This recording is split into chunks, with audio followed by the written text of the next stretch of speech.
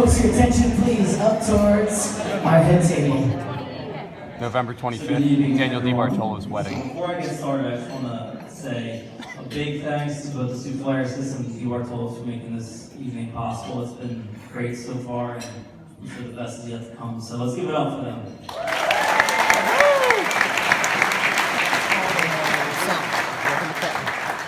So for those of you that don't know me, my name is David Morrow, and I have the privilege of being Dan's best friend and tonight his best man.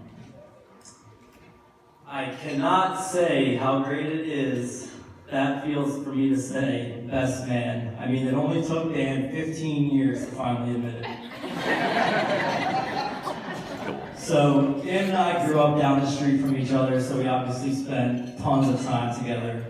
We went to the same school, played on the same hockey teams. Eventually, after a while, he even started to look like me. And even to this day, people assume that we're brothers, and some people even think we're twins. So, Dan, someday you will learn to take that as a compliment.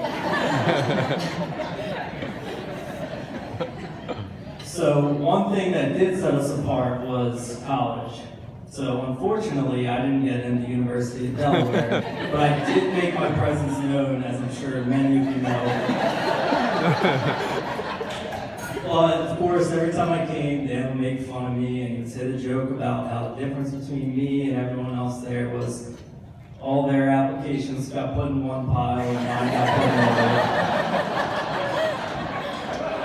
But in my defense, and the detail that Dan leaves out is, most of high school I was cheating off his test, so he played a part in that.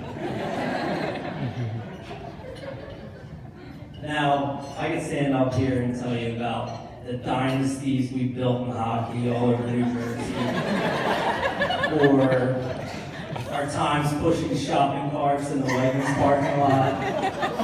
But tonight's not about the friendship between me and Dan. Tonight is about the marriage of Dan and Michelle. So let's reflect on that a little bit.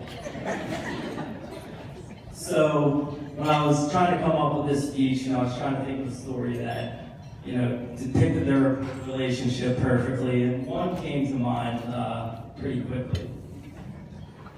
So a couple summers ago, Michelle had the great idea that we should all go down to Ocean City, Maryland for the 4th of July. So she got all the friends together, she rented a house for us all, we all thought it was a great idea. So when we started to head down there, I guess from Hoboken, there was a lot of traffic, it took 6 hours maybe. So obviously it wasn't the best trip to start off. But when we got there, Michelle noticed that she left her ID back in Hoboken, which obviously that's not going to help her get into the bars down there, which was part of the reason we went in the first place. So obviously, for those of you that know Michelle, she tends to lose stuff quite often, I think. At least just what from Dan tells me. So after sulking for a little while and chugging like 5 Bud Lights, Dan finally came to his senses and said, all right, I'll take the trip back with you, we'll go get your ID, and the next morning we'll drive back. So if that's not true love, I don't know what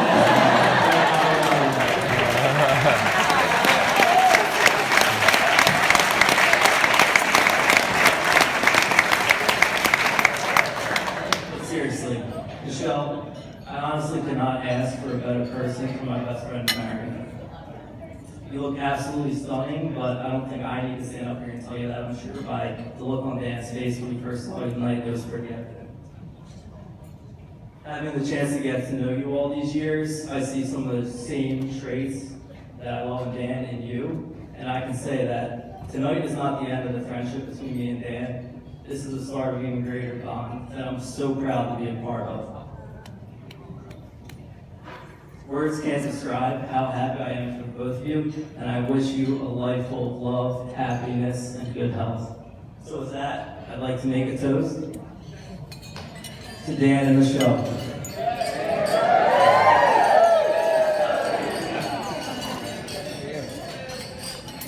David Verbaro signing off. And ladies and gentlemen,